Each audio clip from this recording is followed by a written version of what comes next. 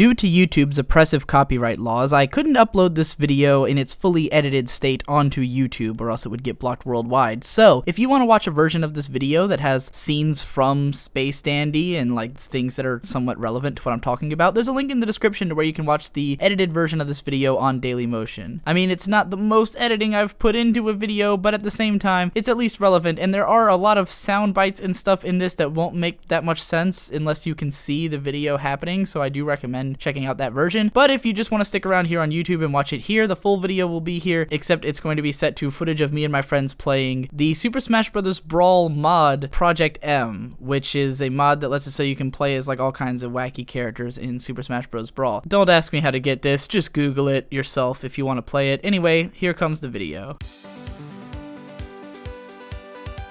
When a sci-fi series in any medium tries to invent all kinds of everyday use technology, it invariably ends up dating itself. A future filled with CRT monitors and giant cell phones is always going to mark itself as pre-flat screens and smartphones, for instance. Space Dandy, however, is atemporal. In its desire to be at once a futuristic sci-fi series, but also a throwback to the style of sci-fi pulp stories from the Space Adventure Cobra days, it elects to throw technology from different eras into a blender and create something that transcends time. Dandy's robot, QT, runs like an old hunky PC with limited battery life, outdated software, and printed out punch cards. Meow uses a smartphone to take pervy pictures of the ladies in the boobies bar that seems to be running on a totally modern Android OS. Dandy's ship can warp through space, but the teleporter is a quote old model that takes about as much time to transfer people from one place to another as a camera did to take pictures in the 1800s. The entire show is an anachronism. It's digitally drawn, but Dandy looks like he walked out of the 70s. Aliens range from looking like menacing planet-burrowing space worms to resembling adorable Pokemon. For that matter, it's aspatial as well, with simultaneous releases in the US and Japan, each with their own dubs, so that it can't be said where the show first aired. It's an anime series which transcends space-time to occupy a totally unique plane of existence.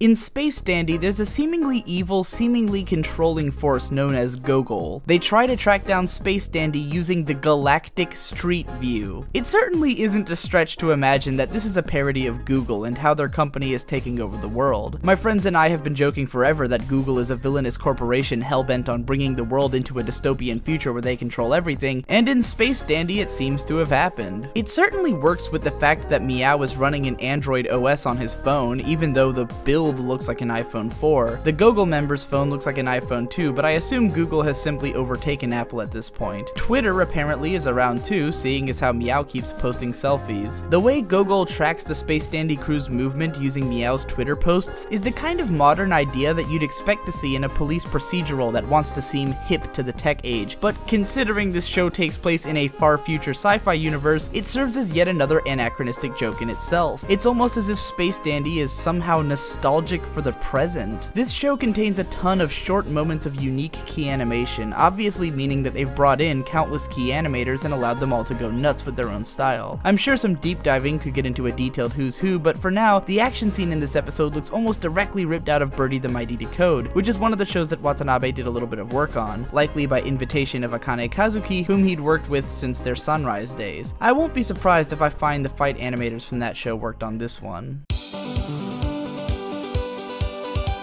In each episode of Space Dandy, the evil conglomerate Gogol tries to kill and or capture the titular character. They consider him the most dangerous force in the universe and claim that as long as they can capture him, they can conquer the universe once and for all. Near as we can tell, Space Dandy should have no reason to be so important, given that he's just a loser bounty hunter who goes on random adventures. But when we consider that Space Dandy is also the title of the show itself, it becomes apparent that Gogol's desire to eliminate Space Dandy is actually an allegory. What Space Dandy represents as a series is unrepressed, boundless creativity. It's a production wherein a massive number of creative minds have been given free rein to express themselves on Shinichiro Watanabe's space canvas. In an anime industry that overpoweringly caters to its fanbase, with few original ideas managing to break the mold, Space Dandy is one of the few places where the creators still rule. Gogol's spaceship is a giant Statue of Liberty head with a ball gag in its mouth. It represents represents the repression of free speech, which is exactly what Space Dandy stands for. In the first episode, Space Dandy's crew is killed in an explosion, yet all of them are alive again in the next episode. The timeline of events necessitates that the first episode is indeed the first and not the last in the timeline, as if to show that no matter what, Space Dandy can never truly be killed. Creativity will always live on. In its first half, the fourth episode of Space Dandy utilizes an interesting sci-fi conceit. In a universe filled with countless alien species, it's impossible to tell the difference between a completely new species and a variant of a discovered one. Machines shouldn't be able to turn into zombies, but in a universe where everything can happen and many things are inexplainable, it's hardly surprising when QT becomes one. However, the episode's real genius becomes evident only in the second half twist, when, after the Dandy crew are infected, it borrows a page not only from George Romero's playbook, with a nod to him at the end, but even from the ending of Shaun of the Dead. Dandy's declaration that being dead is no different from being alive says it all, really. After a cycle of craving raw meat, watching movies, and being horribly depressed, the crew's zombie senpai tells them that eating yogurt will make them feel healthier and more energetic. It works, of course. In a big Romero reference, zombies are somehow drawn to malls. Dandy uses an insurance policy he's taken out on himself to get paid for his own death, after nagging at the insurance company over an ordeal of time. The zombie talk show scene from Shaun of the Dead is almost exactly recreated, only now using the identity-hiding wall that is a trademark of Japanese talk show parodies. By the end of the episode, the entire world has been zombified, and all that happens is that the Space Dandy universe more than ever resembles the world that we currently live in. It's worth noting that just as Space Dandy and his crew are frequently killed and reborn in every episode, the Gogol commander chasing him faces a similar cycle. Nothing ever changes. Whatever I want to do is what I do. Whatever I don't want to do, I don't do. Space Dandy says this to Adelie in the show's 5th episode, but the show itself is saying this to the viewer. Episode 5 of Space Dandy is a big departure from how the show has been up to that point. There's no giant alien battle, no giant shaking tits, though Dandy does talk about them plenty, and no Gogol Empire goons on Dandy's trail. The plot centers around a super adorable little girl and Dandy's simple quest to selflessly reunite her with her grandfather. It couldn't be more simple or less absurd. Several minutes are dedicated to song montages of Dandy and Adelie just hanging out. It would be easy to see fans of Space Dandy get mad about this episode. Those who see Dandy as a throwback to a hyper-masculine, uber-wacky theme that may or may not have ever existed in history might be upset to see an adorable little girl voiced by the hugely popular Hanazawa Kana taking up so much screen time. As a fan of adorable girls and Hanakana, I'm not one of those complainers. I can picture fans crying foul, calling it a cash-in attempt to appeal to lolicon otaku. But Space Dandy reassures us, he wouldn't do anything if he didn't want to. He only does exactly what he wants to. I'd like to take him at his word. Cartoons tend to be pretty well defined. There's a series bible full of drawings of how the characters should look from every angle, what the core of their personality is like, what the core of the show is like, and all of the important things that have to remain consistent throughout the series. In this regard, Space Dandy is no different. The characters have one look most of the time and only really look different when things get weird. The same goes for the general art style and color palette. Even though Dandy does get weird pretty often, there's a definite sense of what the core of Space Dandy is. It's an amalgamation of comedy and sci-fi tropes and styles, and an experimental fun time for its team of creators. But at the same time, Space Dandy breaks a lot of rules. It doesn't try to always have a point, or have a good narrative structure, or make sense even internally. I always think back to that favorite phrase of college professors: you have to know the rules to break them. At its foundation, Space Dandy is a proper cartoon, yet it also is full with deliberately improper things. In a way, episode 6 has two parts. The beginning and the end are about Dandy's surfboards, while the midsection is an utterly pointless plot about Dandy and Meow failing to convince two warring aliens to find peace. Leading into the mission, Space Dandy remarks that the whole thing is indefinite, isn't it? I don't think Space Dandy is indefinite to the core, but it definitely plays with the idea of being undefined. Was this episode funny? Was it action or comedy or drama? Really, the whole thing was one big excuse for an awesome scene of Space Dandy surfing the explosion of a moon to the perfect music, and that surprisingly feels pretty okay. Nothing in Space Dandy is written with clear enough intentions to be called a deconstruction or anything like that, but the space race in episode 7 is obviously playing with tropes. In countless death race stories, there are a bunch of exuberant characters cheating in their own unique ways or just being and posing. Usually they try to capture the thrill and speed and passion of racing. Redline and Speed Racer are two magnificent examples. Comparatively, Space Dandy only focuses on the silly aspects, putting it more in line with the likes of Wacky Racers. And in a bit of a twist, Dandy himself actually cheats more than any of the others, even ostensibly murdering a lot of the other racers in his desperation to win. His rival, the Prince, is hardly painted any better, resorting to his own cheats to try and beat Dandy. In the end, no one even wins. Space Dandy is warped into an endless wormhole of the highest speed travel in existence and becomes the Buddha or something. I'm not sure if this is a bigger subversion of the racing genre or just the idea of narrative structure in itself.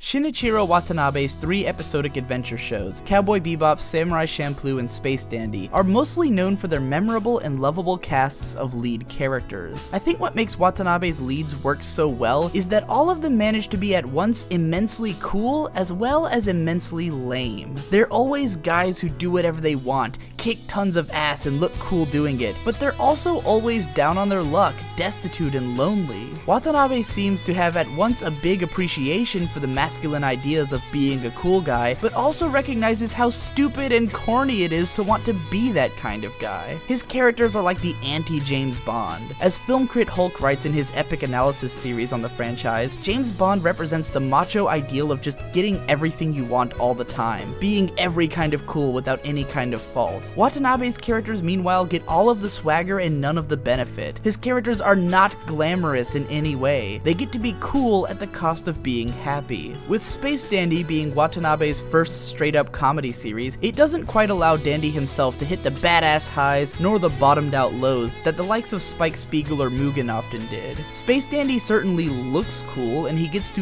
be cool at times, like when he's surfing a planet explosion, but nothing in his life is massively dramatic. He manages to get killed or go hungry a lot, but none of it seems to faze him all that much. That's the funny thing about Space Dandy. Even though he's this ridiculous character in this ridiculous world, he is also stunningly normal. Just look at the things that he cares about or gets invested in. He's at his most serious when he's trying to help a cute little girl reunite with her family, and when he experiences the death of an adorable dog. His biggest concern is getting to spend time in the Boobies restaurant. That's literally the highlight of his life. He goes out to capture aliens and make money just so he can go back to Boobies. He doesn't have any big goals or aspirations, nor does he have any real drama in his life. He's just a normal guy. Space Dandy isn't really heroic, nor is he really bad. He only wins about half the time, and usually just because his opponents are even more lame than he is. By episode 8, the flaming skull-headed leader of the enemy forces turns out to just be some cheapskate boss, and the Gorilla Man chasing Dandy across the universe is constantly undercut by his nerdy sidekick. They lose to Dandy without Dandy even realizing they exist. Everything in Space Dandy's world is at once colorful, amazing, explosions of adventure, and yet also lame, broken, silly, and strange. Even the storylines aren't written to be dramatically gratifying, but instead usually turn out to be something totally different from what the viewer first expects. Yet somehow this is exactly what makes Space Dandy so fun to watch. It's precisely the fact that it's taken all the coolest things in the universe and made them totally normal, lame, and ridiculous that it manages to hit the viewer in a more relatable and real way. I've always found it funny how human beings show far less interest in or respect towards plants than we do animals. Even though plants are living beings capable of interaction within their species and expressing states of being, they are so incomprehensible to us that we just can't relate to them. I remember one time when a vegetarian told me that their diet was restricted to, quote, anything without a face, and I found myself wondering what significance a face had in determining which life forms were worth consuming. One of the jokes in the background of Space Dandy is how, in this insanely complex universe of countless possibilities, most of the aliens Space Dandy talks to speak with typical mannerisms, and almost all of them are equally interested in the breasts of human females. Space Dandy is a space fantasy after all, rather than a hard sci-fi story. But in episode 9, it actually dives into presenting one of the most alien scenarios that I've seen in a sci-fi series. It does this through putting Dandy and Meow on a planet inhabited wholly by plants. If not for the fact that two of the plants are capable of speaking Dandy's language and giving him a basic outline of what's going on, this episode would be totally incomprehensible. It's difficult to tell what the plants are doing or expressing or where Dandy is or what's happening most of the time, because the world is so alien and unrelatable that we just can't understand it. Even with our basic grasp of what Dandy and the plants are trying to accomplish, i.e. reclaiming this meteorite, all the steps taken to get this done seem like nothing to the viewer. It's very pretty to look at and all, but you couldn't possibly ask me to summarize what actually happens in this episode. It's a totally alien expression. Space Dandy is usually far too broad to really be called a parody, and it doesn't have a ton of direct references, but damn if there weren't a number of them in episode 10. That is definitely a gun cannon with GauGaiGar's head inside of it. That is definitely Galaga. In a really obscure reference, Space Dandy pulling a rocket launcher out from behind his back looks exactly like the insane final scene of Takashi Miike's film Dead or Alive, which kind of blew my mind. There's also a rap about using Yahoo Answers, which slayed me as someone who regularly seems to find answers to random questions there. Anyways, this episode is the most blatant yet about its message. Meow's planet is obviously just modern small-town Japan, and his whole hang-up is over wanting to not stagnate living a normal life in a one-horse town. But as we will have already known before the end of the episode spells it out for us, the Dandy crew really just sit around and do the same old shit anyways. In one scene, Dandy declares that if tomorrow won't come, he'll just have to chase after it. But he's only so desperate to escape this planet so he can go to boobies, which he does all the time. If anything, he's chasing after yesterday. Even though Dandy says to Meow in this episode that the things we don't want are the things that happen, I don't think Space Dandy is a particularly pessimistic show. It recognizes the laziness and lack of ambition of humanity, but it relishes in the minutia of the everyday. It's less about chasing a big goal or trying to do something totally unique and different, and more about appreciating the things that make the everyday an adventure in itself. After all, no matter how ridiculous the scenarios in this show are, the effects that they have on the characters are pretty much the same. This is a show that is always reliving a new version of the same day, and tomorrow never comes. I think that there's more that episode 11 is trying to say than what I was actually able to comprehend, but in the midst of its confusion, I caught some cool ideas about the nature of what a book, or any other work of art, is. In this episode, a book-type alien is the curator of the universe's largest library. In a way, every work of art is a curation of the influences that go into making it. This could never be more true than it is of Shinichiro Watanabe adventure shows, which are always an amalgamation of styles and influences from all over the art spectrum. Each of his shows is a curated library of other works. We also learn that the book-type alien cannot move, think, or act on its own, but actually possesses others to do those things for it. This makes a pretty fascinating sci-fi take on how art happens, especially when you think of how many writers claim that they don't really create a story so much as allow it to manifest and live on its own. This is a literalization of that idea. The book is seriously writing itself.